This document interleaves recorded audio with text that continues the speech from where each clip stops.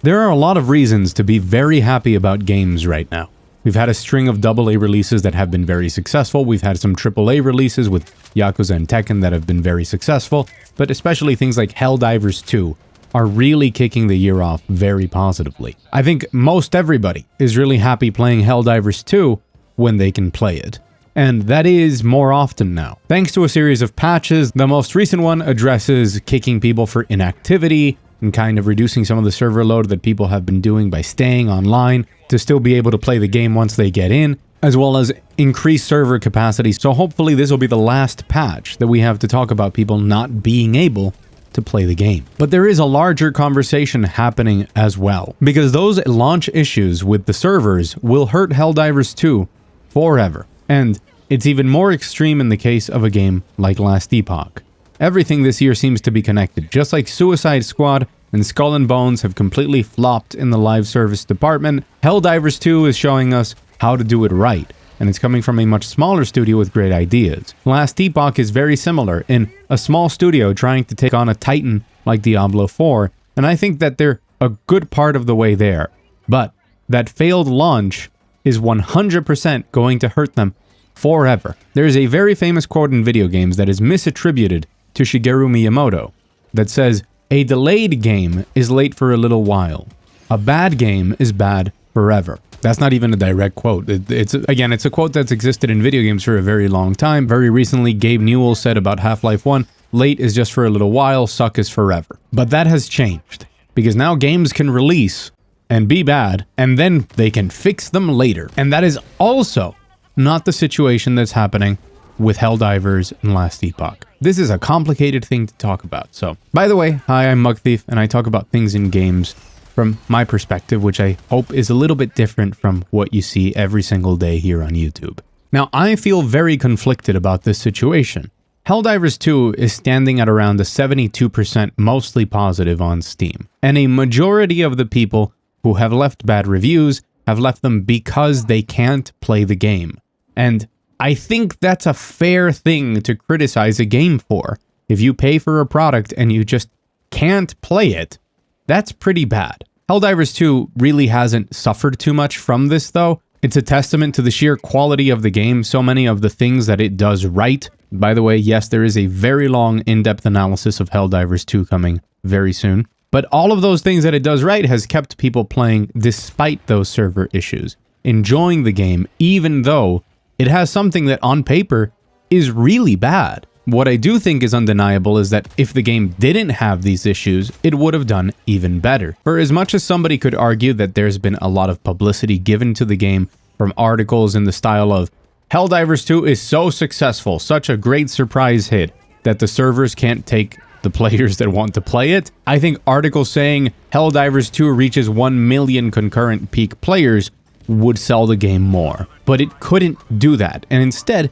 people were mad that they couldn't play the game, or slightly frustrated at it. A much more severe case in how much it's impacting the game has been Last Epoch, a game that I personally think is doing a great job, and is not just innovating within the genre, but nailing everything that it needs to hit at a 1.0 launch to be an incredibly fun game that I strongly recommend to people who are not that into ARPGs, surprisingly. But 3 days in, the server issues continue. At launch, you couldn't even play the game. You couldn't log in. And from there, the servers have been up and down. Sometimes you could get into the game and play until it started disconnecting you and kicking you out. Other times it'd be stable, but transitioning between zones could take anywhere from 1 minute to 30 minutes. I've heard crazier stuff, but I can confirm firsthand that I left it running for 30 minutes until it changed into the next area so that I could play for another 2 minutes and then wait again. This is borderline unplayable. In the defense of Last Epoch, you can choose to play the game completely offline, but most people want to play it with the live cycle, which is the season, right? You want to get into season 1, play, enjoy the multiplayer parts of the game, trade on the market, stuff like that, and you can't. And that has very negatively impacted the game. Reviews have plummeted from its early access state towards the 1.0 from people that are just angry that they can't play the game. It doesn't matter how great the game is, if you have a launch like this will impact it forever. And the number one goal of any game that has a terrible launch is to make people forget about it as quickly as possible. The saddest part about these games is that they are both amazing. People wanting to play Helldivers 2 have just sat at that screen waiting for it to load for them to be able to play it for so long because it's that good. And people are angry at Last Epoch because they can't play it, and playing it is a blast. And just by playing it offline, you can tell just how good the game is, how good the 1.0 version of it is. But the reputation of these terrible launches is going to sit with them for way longer.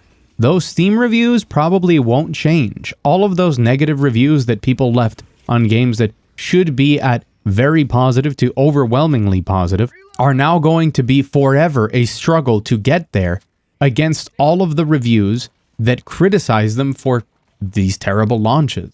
And again, if these games were bad, if this were a situation like Fallout 76 or No Man's Sky, which were games that were just bad, and then through updates and updates and updates have gone from bad to pretty good or amazing, depending on who you ask, well, hey, they put in the work, they get what they deserve, but we still remember them, and they are very heavily impacted from that first impression that these games are just not what we wanted. That is not the case for these games. These are games that are really good.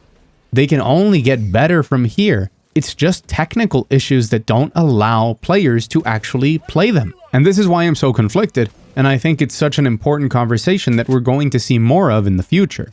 While it isn't new for games to struggle at launch, we've seen it happen a lot with large AAA games, and they normally solve those issues faster. Now we're seeing breakout hits that struggle from these problems and don't have the means to solve them as quickly and didn't have the foresight to prevent them, or any measures that they took in advance were just not enough for the level of success that they encountered afterwards, and they pay the price for it. So there's kind of three divisions here that I want to talk about.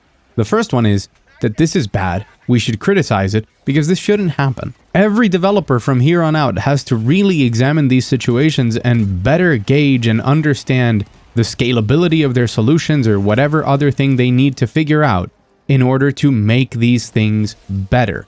Because it's a really important time for your game to succeed. You're putting out a great game, watching it fail because you don't have enough servers is really sad. The second side is the one about being human and understanding it and kind of celebrating, which some of us do, the tremendous success that these games encounter. Just that sometimes it backfires on them more than others. Last Epoch suffering much more from that backlash than Helldivers 2 did. Helldivers 2 also, just to mention, was kind of staggered.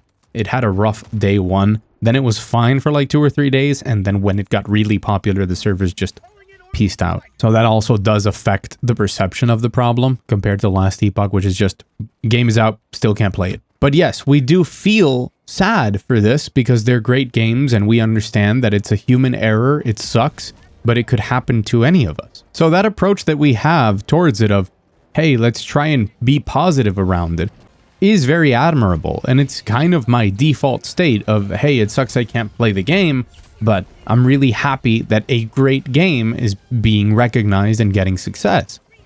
But it still sucks that you can't play it. The third part are people that are just mean, man. I don't think there's a right and wrong answer. To be honest, I think that what we need is something on Steam that allows us to leave mixed reviews. Because if the game is great, but it's suffering from technical issues and has a terrible launch, that doesn't mean game is bad. And that's what a lot of people are doing. A lot of the meaner voices on the internet are just talking about how game is terrible. This is trash. These are greedy developers. They don't care. They made a bad game. People try and reduce these issues that are serious issues into tiny little boxes for criticism. And it's tough because they deserve that criticism, but it's not as simple as, why don't they just get more servers? Or developers are stupid. They didn't know that their game was going to be successful. Like, there's so many more layers to how these things work that I think empathy is warranted, but so is the criticism. I think mixed reviews would be a good way of sending that message to new customers that, hey, you can't play this game right now, but it's really good. Come play it later. Because most people that leave a bad review, refund the game, go on Twitter and scream some stuff about it, will never play it again. And they will never change their review once the game is fixed. And that first impression is enough for them, and they're going to leave that opinion there, which will hurt the perception of the game forever on that page. until the end of time. And for as much as I have enjoyed my time with Last Epoch and Helldivers 2, which has been immensely, it sucks that every time that I have to talk about them, I say, they are great games if you can play them. It's an issue. It needs solutions right now so that the potential next big game that comes out doesn't get drowned in these launch issues and then has to struggle for the next month or 2 months trying to get out of them instead of enjoying success. It sucks for the developers who made a great game, but are still going to be under attack because people can't play it. And it sucks for the consumers who get excited about this new game that everybody loves, and then when they go to play it, it turns out that you pay your money, you download the game, you press play, and you can't. It's a huge lose-lose situation where everybody involved is just not happy. And we will see with Last Epoch and with Helldivers how well they recover or if they reach new heights after they manage to fix it. We'll see how the chips actually fall. Maybe the majority of people already expected this sort of thing, and hey, we're leading into the weekend where most people are going to play, and maybe those new Helldivers servers will allow the game to reach whatever new record peak.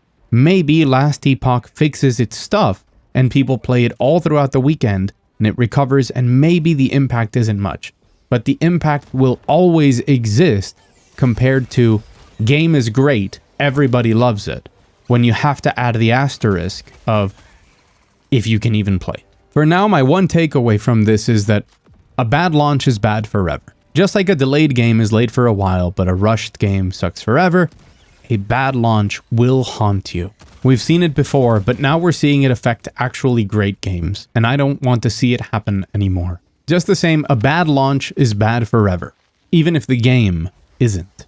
Even if the game is amazing.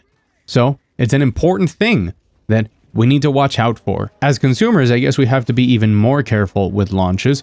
We've seen them before, but like I said, they tend to be more or less solved quickly, and these aren't the case this time. But I hope that doesn't have to be that way forever. Anyways, it's just some food for thought, because I think we're going to see this again. And how we deal with it and how aware developers are of this issue is a big deal. But I don't know, maybe I'm crazy. Let me know in the comments below how you feel about this. Has it impacted you? Have you just straight up dropped one of these games because of these issues? Have you had similar circumstances before? It's a whole thing, I guess. I've been Mugthief. Thank you so much for watching. Thank you all so much for so much support on recent videos. If you liked this video, hit the like button. If you want more videos, hit subscribe. And as always, I will see you again very soon.